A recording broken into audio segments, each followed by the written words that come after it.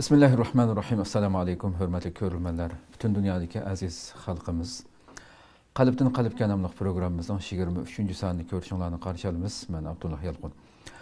Qadirli körülmelerimiz, mana bu uluq Ramazan ayının harfi gündən başlap, her günü mühterem ustazlarımız bilen bu mübarek ayda nurgun dinimiz hakkında məlumatlara erişken bulduk. Allah'ın inşallah şu sözlengen temalarını haqiqi ravishda to'g'ri tushunib hayotımızda shuningga amal qilib muborak oyning ham fazilati ham nurg'un ajrlarga erishgan baxtlik bandalardan qilishini Rabbimizdan so'raymiz. Mana bugun 23. sanimiz keldik. Ramazonning eng oxirgi eng fazilatlik kunlari ichida turibmiz. Şunu biz bugun e'lonimizda bergandek bugungi temamiz duanın ahmiyeti hakkında to'xtalganligimizni e'lon berdik. Çünkü bu Ramazan'ın albatta her bir günü nurgun dua, tilavet, Allah subhanahu ve ta'ala'dan günahlarımızı mağfiret tilab qilib, her qanday vaqtda köp dua qilgan vaqtlarımız bulup en ahirki bu kunlarda Allah burunqidan necha hassa ortiq cehennemge layık bo'lgan bandalarini cennetke layık bo'lganlarning qatoriga qildigan bu mübarek kunlarda texamibek ahmiyati va albatta bu temaninki. Shuning uchun bugungi sanimizda hurmatli ustozlarimizni bugungi aziz mehmonimiz Sharq Turkiston Ulamolar birligi a'zosi hurmatli ustoz Sayfiddin Yarkent ustozni taklif qildik. Qimmatli vaqtini chiqarib qadam tashrif berganligi uchun ko'p rahmat aytamiz. Özlerime rahmet. Bu vaqt chiqarib bu programmani surat kelib taqat qildik. Allah ko'p ajr bersin. Allah razı olsun. Qadirli ko'rmalarimiz programımız YouTube ve Facebook kanallarımız orqali tarqatilyapti. Ekran oldiga chiqib turayotgan nomerimiz shunaqla ijtimoiy fikr vositalaridagi aloqa vositalarimiz orqali programmamizga aloqador har qanday fikr taklif bo'lsa, berishinglarni, savollaringlar bo'lsa, so'rashinglarni umid qilamiz. Shunaqla ko'plagan xayr nashrimizdan foydalanish uchun ham baharlab qo'yishni ham unutmaysizlar. Undaq ustoz bevosita kirib kelsak programmamizga, albatta dua haqqida davomliq mu'minning quroli hadisda kelgandek silahul mu'min. Mu'minning quroli ibodatning ming'isi deb nurg'un ham oyatlarda ta'riflandi ham hadisda. Shu oldi bilan duoni bir tushuntirib, duo degan nima dinimizda bu vaqtda tushuntirib. Bismillahirrahmanirrahim. Elhamdülillah ve salatu ve selam ala Resulillah amma ba'd. Hem de duanınki turmuşumuzdaki rolü intayin çoğun ahmiyeti zor. Çünkü dua degan Müslümanınki ötkür kuralı ve qoğulunduğun xatarlardan saqlandıgan qurğundan ibaret. Çünkü Arap tilideki salat degan sözümü bu temada yani şu dua degan ma'noni bildirdi. Çünkü hem namazda bulduğun ibadetlerinin köp kısmı şu dualar bilen buludu. Meyli rukuda olsun, secdede olsun, kıyamda olsun, teşahhütte olsun, asas köp kısmı dua. Allah'a özününki tileklerini tilep iltica kılışından ibaret. Hoş. Hem de İslam dininde imandan kalsa en kat ibadet namaz. Yukarıda sözlep ötkendek namaz bu maksud keyfiyet arkalık kılındıgan dua. Şu an Müslümanların duağı bulgan ihtiyacı, yemek içmek bulgan ihtiyacı okşaş pek zor. Bulup mu Müslümanların imanı acizlaşkan, ahlakı bozulgan, dünyalık menfaatlerini din, diyanetinden üstün körüvatkan bu şu devrede her bir Müslüman hem de duağa alahide ehmiyet veriş gerek. Hoş. Şu arkalık Allah Teala'ya yüzlenişke, imanını küçeytişke, ahlakını ıslah kılışka tolumu ihtiyaçlık. Allah Subhanahu ve Teala Kur'an-ı Kerim'de itkandak İnna Allah la yugayyiru ma bi kavmin hatta yugayyiru ma bi anfusihim. Yani Allah her kandak bir kavm bir milletke ula özünün ahvalını özgertmegiçe, yani Allah'ın bergen nimetlerini tuzkorluk kılıp günah çömmügiçe Allah ulanın ahvalını özgertmeydi. Yani Allah ula ata kılgan nimet, hatırcemlik, izzet, hürmetini ilip taşlamaydı. Şu an insan her kaçan Allah'a yakın boludigen Allah'ınki fezl rahmeti insana yakın boludu. Müslüman kişi seherde hem de onundan tuğandan tatip ta ki akşamı uxlaydığı vakit kadar bütün hareketlere dua bilen buludu. Masalan, uyqudan uyg'ondan keyin tahorat ilish, namozga borish, namozdan qaytish, ondan keyin o'zininki kundalik turmush ishlari, hatto qatnash vositalariga minganda bo'lsin, tushganda bo'lsin, hammasi uchun o'qiydigan duolar belgilangan. Payg'ambar alayhisalom hatto inson o'zininki hojatini ado qilish uchun hojatxonaga kirgandimi o'qiydigan va chiqqanda o'qiydigan duolarni ta'lim berib kelgan. Hamda arab tilidagi dua degan so'zmi lug'at e'tibori bilan chaqirish degan ma'noni ifodalaydi. Ammo shariat atalg'usida nihoyat kamtarlik bilan o'zini tuvan tutib, Allohga yolvorib, Allohdan o'zining tilaklarini iltijo qilishni bildirdi. Xo'sh. Alloh razı olsun. Hamda duoning shu islomdagi o'rni haqida bilishga yozib qilsak. Duoninki islomdagi o'rni intayin yuqori, chunki duo degan musulmonninki silohi. Ya'ni musulmon duodan iborat mustahkam qurolga ega ekan, doim Allohga yolvorib, ya'ni Allohdan tilaklarini tilaydi ekan, cho'qim maqsadiga yetadi. Xo'sh. Bu to'g'rida payg'ambar alayhisalom hadisda aytgan, kimki Alloh taologa duo qilib, inondan hojatlarini so'ramaydi ekan, Alloh uning g'azab qildi. Chunki inson davomli o'zining yaratuvchisi bo'lgan Rabbiga ehtiyojli bo'ladi. Har qanday holat, mayli u boy bo'lsin, gaday bo'lsin, hukmdor bo'lsin, puhra bo'lsin, har qanday holatda u Rabbiga ehtiyoj bo'ladi. O'zi har qancha cho'ng bo'lib ketsimi jamiyatda, cho'qim bu har qanday bir holatda Robbidan xotirjam bejat yashayolmaydi. Shunga o'zining Robbiga takabburlik qilib, o'zining Robbidan o'zininki din, dunyolik va oxiratlik hojatlarini so'rmagan odamga Alloh subhanahu va taolo g'azab qiladi.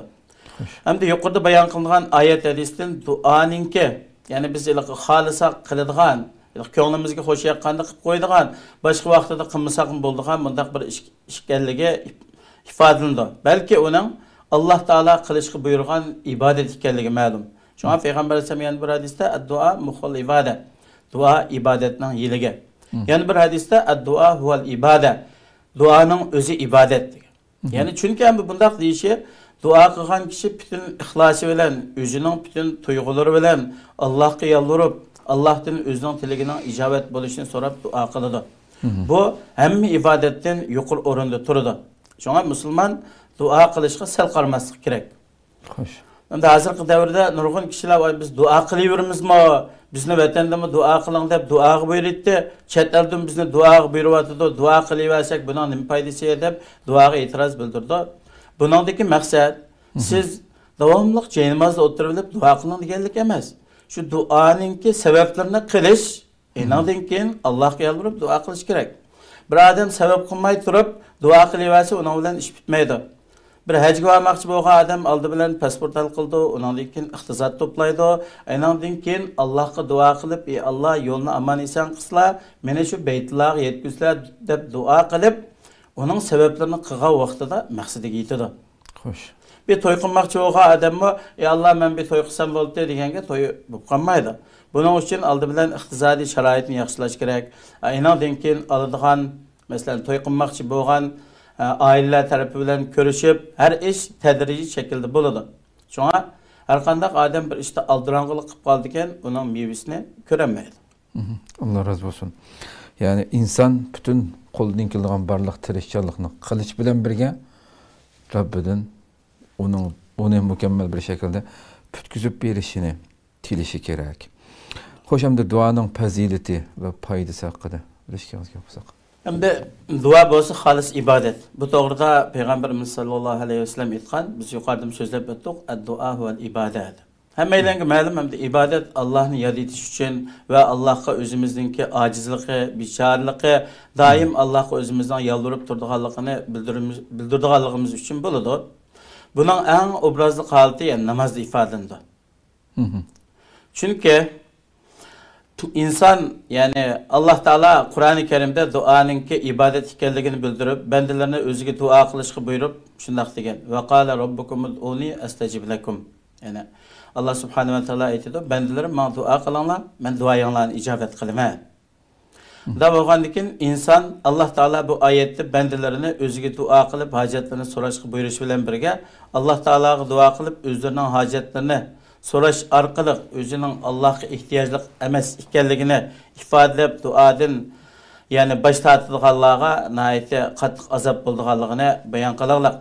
Payg'ambar alayhisalom yana bir hadisda aytgan, kimki Allohdan o'zining hojatlarini so'ramaydi ekan, Alloh subhanahu va taolo bu odamga g'azab qiladi. Ya'ni buningdan hamda duoninki intayin muhim ekanligi, xuddi namozga o'xshash ibodat ekanligi. Namozni qanday ado qilgan bo'lsak, biz har vaqt Allohga shu tariqada duo qilishimizningki zarur ekanligi chiqadi. Hamda duoninki fazilati intayin yuqori. Biz atdiganda oqshomda o'qiydigan zikrlarimiz bor.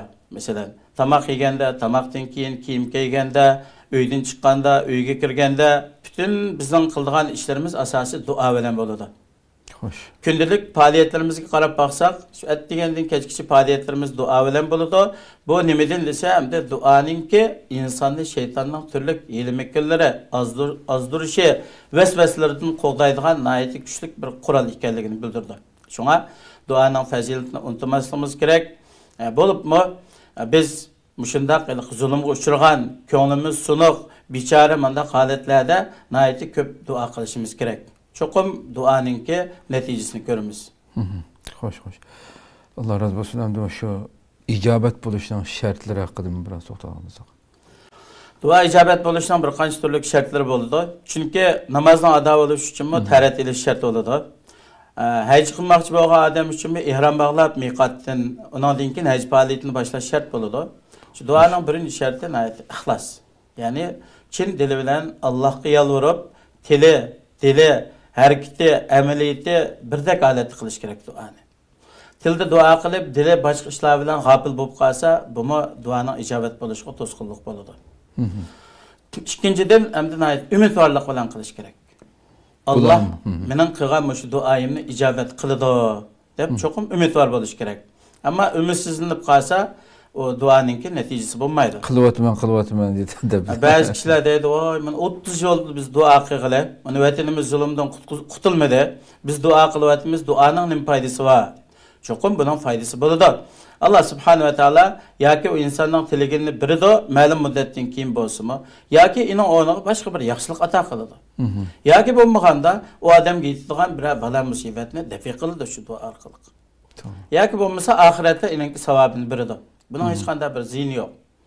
Undan keyin duoni takror qilish kerak. Ya'ni bir qitim duo qilib qo'yaplar, voy duoyim ijobat bo'lmadi deb manda qilib qolsa to'g'ri bo'lmaydi. Duoni takror qilish kerak. Bu duo ijobat bo'lishlarining shartlari. Hatta Peygamberimiz sallallohu alayhi ve sellem duanı tekrar 3 qitimdan qilibdi.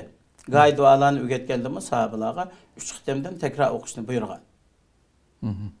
Shunga biz umidsizlanmasligimiz kerak va Allohga bo'lgan ishonchimiz mustahkam bo'lishi kerak. Cho'qim Alloh subhanahu va taolo mening shu duoyimni ijobat qildi. Men Allohga chin qalbimdan ixlosmanlik bilan duo qildim. Men biraz aldırmasam Allah duayımni ijobat qildi deydigan bir umid bo'lish kerak. Chunki shayton insonni davomli vasvasaga soladi. Voy sen duoni qilaveramsan. Duoning qo'ldan nima keladi? Duo degani beka, qirg'an vaqtida ish yo'q odam jaynamozda o'tirib qilsa bo'ladi. Sen duo qilmasang bo'ldi. Xo'sh. Mushundaq to'g'ri bo'lmagan fikr kishilarning orasida ko'p. Shunga g'ay masjidlarga qarasaqmi, duo qilmaylam chiqdi. Namozni o'qib bo'lgandan keyin. To'g'ri, bu namozning sharti emas, namozdan keyin duo qilish. Ammo namozdan keyin duo qilish duoning ijobat bo'ldigan vaqti. Mayli jamoat bilan duo qilishni to'g'ri emas degan qaragan taqdirda bir qism kishilarning qarshiga ko'ra, o'zing yolg'iz duo qil, Allohga zikr etgin, yelingin, yalvurgin, cho'qim buning natijasi bo'ladi. To'g'ri. Alloh razı bo'lsin. Albatta duoning ijobat bo'lmasligidagi sabablar degan bir savol bor. Yuqoridagi javobni aslida buni ta'tirga o'rsa uningki nurg'un javoblarimiz chiqdi. Bundan boshqa bir sabablar bo'lishi mumkin. Duo ijobat bo'lmasligining sabablaridan biri, ya'ni inson aldirang'ulik qilish, yuqorida so'zlab o'tdik. Ikkinchidan yemak ichmakka diqqat qilmaslik. Insonning yemak ichmak, kiyim-kechiga halol yo'ldan bo'lmay qolsa, harom bo'lib qolsa, buning duosi ijobat bo'lmaydi. Buni an kuchlik deydi. Payg'ambarimiz sallallohu alayhi va sallam bir hadisda so'zlagan, bir odam nihoyat uzun safarga chiqdi. Ustlari chang to'zon, sochlari chuvuq, safarning hodiqlari bosgan har tarafdan. Qo'lini egiz ko'tarib, ya Rab deb duo qilib ketdi. Uning duosi qanday ijobat bo'ladi? Buning yemaklik haromdan, ichimlik haromdan, kiyim-kechaklari haromdan tursa, فَاَنَّا يُسْتَجَابُ لَهُ Qanday bunun duası icabet bolsun. Peygamberimiz sallallahu aleyhi ve sellem Sa'd ibn Abi Waqqas radıyallahu anh degan, ya Sa'd, yemeklikni fakla duayın icabet boludu. Şoňa en birinci şart insan dilini pakiz tutiş kerak. İnsanın dili pakiz olmasa duası icabet bolmaydy. Şundaqla başka ibadetningmi qabul bolishiga ta'sir etadi. Şoňa insan halaldan kesip qilib, halaldan lokmiga vaqtida eninki duası tez icabet boladi. Yani yemek içmekni paklamassak bu bunun şartı. İkinciden insan emdelikle günah ma'siyetini köp qilib qalsa dua icabet bolishiga to'sqinchi bo'ladi. Çünkü dua icabet bolish uchun inson qalbi pakiz bo'lishi kerak. Qalbi pakiz bo'lmay, qalbi kir bo'lib qolsa, uningki duosining icabet bo'lishiga ta'sir etadi yoki cheklanib qoladi. Shuningdek, boshqalarningki haqqini yeyolmaslik, boshqalarga zulm qilmaslik kerak. Ham boshqalarga zulm qilib turib, Allohga duo qilsa, uning duosi icabet bo'lmaydi. Xo'sh, xo'sh. Bunun nurgun tarafları var. Şuna aldı bilen şu özüne hamma tarafdan pakizlab dua icabet bo'lishning shartlarini to'liq yetildiği vaqtida duası icabet bo'ladi. Xo'sh, xo'sh. Allah razı olsun. Endi bu cevaplardan mesela ba'zilarimda mening halim mushu. Ben nurgun hatalıklarni, Allah to'sqan ishlarni qilib o'taman. Qilsammi foydasi yo'q deb duoni tark etish yoki hiç qilmaslik degandek bundaq ahvolninki. Buni qanday qaraydi? O insan o'zini o'zgartiradi, tirishsa. O mening halim shu deb baliq tashlab qo'ysa, uni biz o'zgartirib bermaydi. İnsan cho'qim bu bir o'zini o'zgartirishga tirishchanlik qilish kerak. Xo'sh. Masalan, hali nachar bo'lsa, uningdan yaxshilikka yuzlanish kerak. Masalan, bir mashhur hadis var. 99 adamni o'tirib etgan. 99 adamni o'tirib etib, mening haliqqa tövbem qabul bo'lamdi deb bir Zaiddan so'ragan vaqtida, "Voy sen 99 adamni o'tdasan, qanday sening tövben qabul bo'ldi?" deganda, uni o'tirib yuz qilib etgan. Ham bir olimdan so'ragandan keyin, "Voy sening tövben qabul bo'ldi. Kim 90 bo'ldi sening tövbengni orliqiga? Sen mayurtdan yetkilib ketgan. Bu yerda fitna fasad, günah ma'siyat to'shab ketgan. Sen falan yurtga borsang, u yerda kishilar yaxshi Allohga ibodat qiladi, u yerda hech qanday buzuqchilik bo'lmaydi" deb shu bir muhitdan yetkilishga buyurgan. Shunga inson g'oyibak nima qilib ketgan vaqtida bir muhitni almashtirish kerak. Xo'sh. Muqaddas diyorlarga safar qilish kerak yoki boshqa joylarga borib kelish kerak, yaxshi hamrohlar bilan hamsuhbat bo'lish kerak.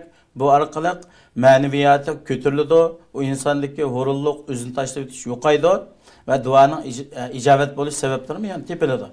Shunga muhitning insonga ajoyib ta'siri bo'ladi. Agar yaxshi muhitda yashasa, yaxshi bo'ladi.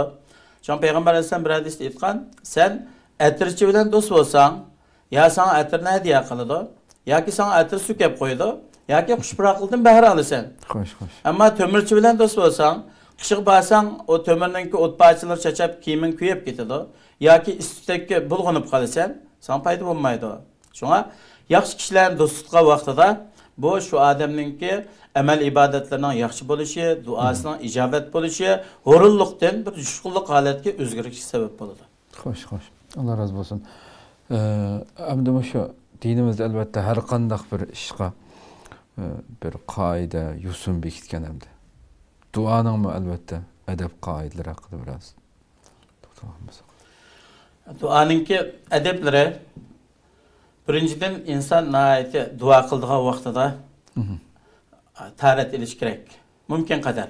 Ammo duo qanday vaqt qilsa ijobat. Ammo duoyim bakroq ijobat bo'lsin desa, tarat bilan qilish kerak. Enandan keyin qiblaga yuzlanib turib qilish kerak.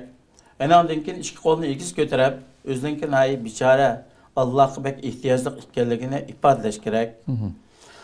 Enandan keyin Alloh subhanahu va taolodan hojatlarini so'ragan vaqtida oldi bilan o'zining hojatini, enandan keyin oilasi tadrijiy holatda hojatini so'rash kerak. Masalan, biz Sharqiy Turkiston musulmonlari Xitoy kafirlarining zulm ostida qilyapmiz. Oldi bilan duo qilgan vaqtida, ey Alloh, bizni mash xalqimizni zolimlarning zulmidan qutulishga bizga bir sabab, yo'l tepishga bizga bir yordam qilsizlar. Ularni zolimlarning zulmidan qutulishga bir yo'l ichpaslar deb oldi bilan o'zimiz o'z millatimizdan boshlash kerak. Enandan keyin dunyoning boshqa yerlarida zulmga uchrayotgan musulmonlarga yordam qilsalar deb ishni inondan boshlash kerak. Shunga payg'ambar alayhissalom yordamni o'zingdan boshla, inondan keyin atrofingdan boshla deb qilgan. Shunga duoni o'zimizdan, inondan keyin atrofdagilardan boshlab qilishimiz kerak. Xo'sh, xo'sh. Inondan keyin bir muvofiq vaqtni tanlash kerak duoga. Bo'libmi, nafl namoz o'qigan vaqtida, sajda qilgan vaqtida ko'p duo qilish kerak. Chunki inson o'zininki eng isil, sharafli bo'lgan yuzini zaminga yiqib, Alloh subhanahu va taologa niyat yalvargandan keyin, Alloh subhanahu va taolo cho'qim uning duosini ijobat qiladi. Shunga payg'ambar alayhisolamning hadisida sizlarning sajda qilgan holatinglar duoninki ijobat bo'lishga eng yaqin vaqtdir. Shunga duoning yana adablaridan haddidan ishib ketmaslik kerak. Enaqa o'zi hech ish qitirishmay turib, o'qimay turib, "Ey Alloh, meni dinda olim qilib esla." Yoki masalan ishlamay, tijorat qilmay turib, "Meni dunyodagi eng boylardan qilib esla." degandek, mandayliq aqlga sig'maydigan manday ishlarni qilmaslik kerak. Bu bir adabsizlik bo'ladi. Duonimi yana normal holatda, yiqimliq, Alloh subhanahu va taolo yaxshi ko'radigan, Allohning go'zal ismlarini keltirib, o'zining maqsadi qaysi ishga aloqador bo'lsa, Allohningki shu ishga aloqador bo'lgan go'zal ismlarni bevosita qilib, undan keyin duo qilsa, bu duo ijobat bo'lishining yaqin omillari hisoblanadi. Xo'sh, xo'sh. Alloh razı bo'lsin, haqiqatan güzel bir javob bo'ldi. Endi o'sha duo ijobat, ya'ni eng ko'p ijobat bo'lgan vaqtlar, o'rinlar haqidami? Qaysi vaqtlar kerak ijobat qilinadigan vaqtlar, ham o'rinlar haqida bu ikkisini bir aqlam. Bunda oldi bilan vaqt to'g'risida bir so'zlaydi. Duo ijobat bo'lgan vaqt birinchidan kechininki oxirgi 3dan biri. Yani bu bütün insanlar nihayet şirin uykuda uxlaydigan vaqt. Peygamber Aleyhisselam'ın hadisi var. Sahih hadis bu. Başka bu hadisga qarshi chiqadiganlar nima desa bu nimasi? Allah subhanahu wa taala har kechininki oxirgi 3dan biri qolganda dunyoni osmoniga tushib, bandalarga nido qiladi. Bandalarim kim mendan bir narsa so'rasa, so'rg'inni berman, duo qilsa, duosini ijobat qilaman, istig'for aytib, mag'firat talab qilsa, uni kechirim qilaman. Bu sahih hadis. Unda bo'lgandan keyin kechida hammaylar uxlayotgan vaqtida qo'pib duo qilsa, bu ham riyodan xoli bo'ladi, duo ijobat bo'lishining eng isil vaqti. Shuningdek, ya'ni azan bilan takbir orasida. Bu duo ijobat bo'ladigan vaqtlardan. Bu to'g'ridan payg'ambar alayhisolamning hadisi bor. Yuqorida so'zlab o'tgandek sajda qilgan vaqti, shuningdek juma kunligi duo ijobat bo'ladigan bir vaqt bor. Şimdi cuma günlükü, yani bazı ulamalar deydi o cuma gününün ahırkı vakti degan qarashlarım güçlük. Yani əsrdən keyin gün patqışı bo'lgan aralıq duanın icabet bulduğu vaqtları. Şu nurgun ulamalar bazı vaqtda cuma günlükü şu əsrdən keyinki vaqtlarını dua qilish bilan o'tkazgan asarlar va salaf olimlardir. Enadan başqa urush maydonida ikki qo'shin urush robro sap tuzib turgan vaqtmi dua icabet bulduğu vaqt. Çünkü Peygamberimiz sallallahu aleyhi ve sellem Bedir urushida 313 sahabe bilan urushga kirishdan burun Allohga yalvarib ajoyib duo qilib ketgan. Hatto payg'ambar alayhisolamningki yepini olgan to'ni pastga tushib ketgan. Abu Bakr Siddiq radhiyallohu anhu ya Rasululloh kifoya qildi. Alloh cho'qim bizga yordam berdi. To'xtasizlar deb tasalli etgan. Bu duoning ijobat bo'lgan eng muhim vaqtlardan biri. Xo'sh. Yana yomg'ir yog'ayotgan vaqtmi duo ijobat bo'lgan vaqt. Chunki Allohning rahmati, ya'ni Allohning tarafidan yangidan yomg'ir tushgan vaqt duo ijobat bo'lgan vaqt. Shuningdek inson ig'ir ruhiy tushkunlikka duch kelgan vaqtida yoki qattiq qo'rqib ketgan vaqtida yoki qattiq xursand bo'lgan vaqtida Allohga yalvarib duo qilsa, bu duo ijobat bo'lgan vaqtlarni hisoblanadi. Yoki shuningdek Alloh yaxshi ko'radigan bir yaxshi ishlarni qildi, ya xayr ihson qildi, ota-onasiga yaxshilik qildi, faqir miskinga yordam berdi. Shu qanday ekan bo'lsa, Allah yaxshi ko'radigan bir ishni qilib, undan keyin duo qilsa, bu duo ijobat bo'lgan vaqtlarni hisoblanadi. Hamda duo ijobat bo'lgan o'rinlar, hamda zamin Allohningki. Mayli mashriqda bo'lsin yoki mag'ribda bo'lsin, nada duo qilsa ijobat bo'ladi. Hatto bir odam g'arbda yashab, ixlos bilan Allohga duo qiladi ekan, Kabening oldida turib, uning tili boshqa, dili boshqa holatda duo qilgan odamdan g'arbda yashagan odamningki duosi ijobat bo'ladi. Chunki chin qalbi bilan, samimiyat bilan duo qilgan bo'lsa. Ammo duo ijobat bo'lgan o'rinlardan birinchi o'rin Arafat maydoni duo ijobat bo'ldigan o'rinlardan. Chunki Arafat kunisi Alloh subhanahu va taolo dunyoning osmoniga tushib, shu hajga kelgan bandalari bilan farishtalarga faxr qildigan kun. Farishtalarga aytadi, qaranglar, ma bandalarim nima deb kelibdi bu yerga. Shuni yalang oyoq, yalang bosh, shunda bishoratlar kelyotdi. Guvoh bo'linglar, bularning hammasini kechirim qildim deb Alloh subhanahu va taolo butun shu Arafat kishilarningki xatoligini afv qildigan joy.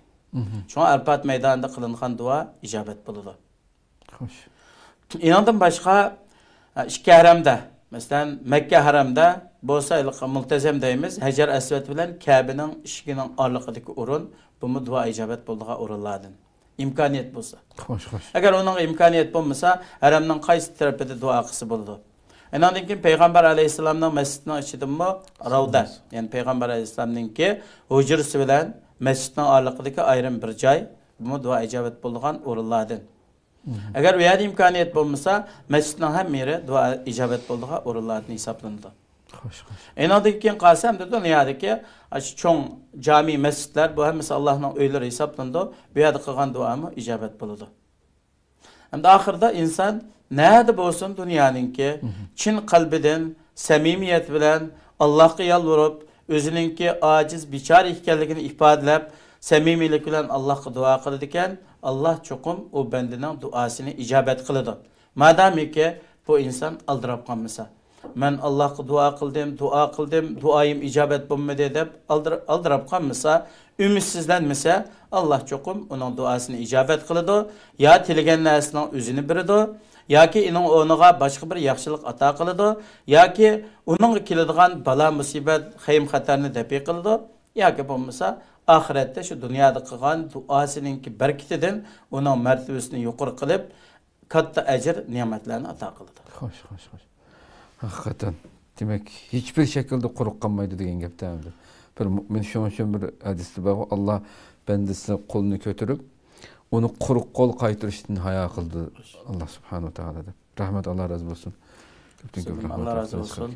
Allah subhanahu wa ta'ala şu hemmeyleni ulug' Ramazan'ınki ahirki kechalarida Allohga yolvorib, samimiylik bilan duo qilib, o'zimizning chet eldan yashayotgan barliq muhojir qarindoshlarimizninki shundaqla vatanimizda Xitoy zolimlarining ostida nohaq zulm uchrayotgan qarindoshlarimizning pat fursatda ozodlikka chiqishi, zulmdan qutulishi va bizlarning bir niyat, bir maqsadda kuch to'plab vatanimizga qaytib, vatanimizni azod qilib, erkin azoda vatanimizda yashashimizga Alloh bizni muvaffaq qilishni Allohdan so'raymiz. Amin.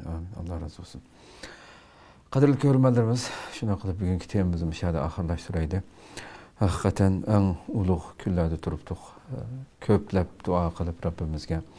Mana bugun so'zlangandek, mayli bu Ramazon ichida va sirtida har doim Rabbimizga o'zimizning bir aciz bende ekanligimizni e'tirof qilgan shaklda har doim hech qanday bir ishimiz Allohning yordamisiz, uning bizni qo'llamay turgan, agar Alloh qo'llamasa, Alloh bizga yordam bermasa, hech bir ishni ro'yobga chiqara olmaydiganligimizni bilgan tuyg'uda yashashimiz kerak.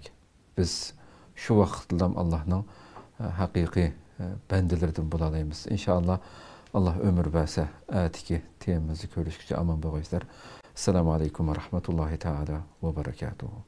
Ya nural hilal, akbil ta'al, فالشوق طال والقلب سما نحو السماء